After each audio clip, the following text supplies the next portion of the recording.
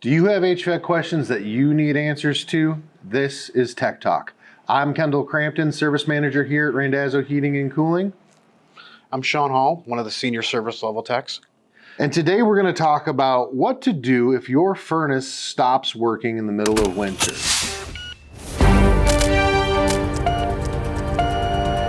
So Sean, what should you do in an emergency situation during the middle of winter and your furnace stops working? First thing you're going to do is check the thermostat. Make sure you or your kids are walking by. Make sure that it's actually set to heat.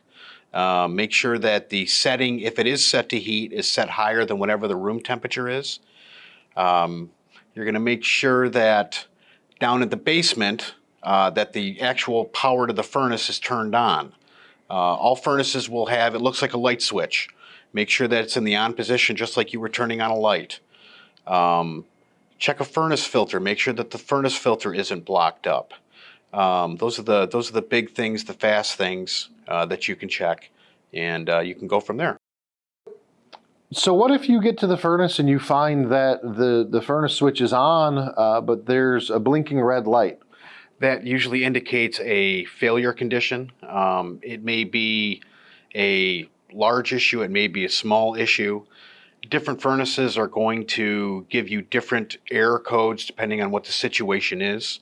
In a lot of instances, what you can do to try is to power cycle the furnace like you would any other electronic device.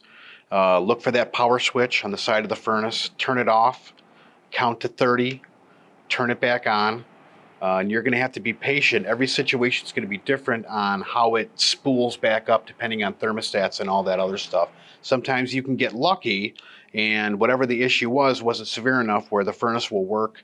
Then you can call a contractor to come out and to solve your issues. If power cycling the furnace doesn't work, is that something you should try to take the next step yourself to figuring out what's going on? If you don't really know what you're doing, you can do potential damage to the equipment or to your house if you try to take something apart that you don't know what you're looking at. So I would advise not on that, but every situation is different, every customer is different, and you can go from there. So let's say worst case scenario, your house is left with no furnace. What are some tips for our homeowners in terms of how to protect their home, how to protect themselves and try to get through that time period until they can get service out?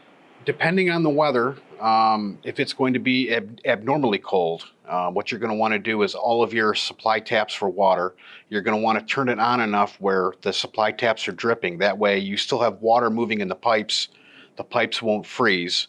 If you can get some sort of supplemental heat, whether it be a plug-in electrical, plug it in, keep it centrally located in the house, try to keep it above freezing. If you can keep your upstairs above freezing, your basement is going to stay warm enough because it's under the ground, obviously. But that's probably the biggest thing.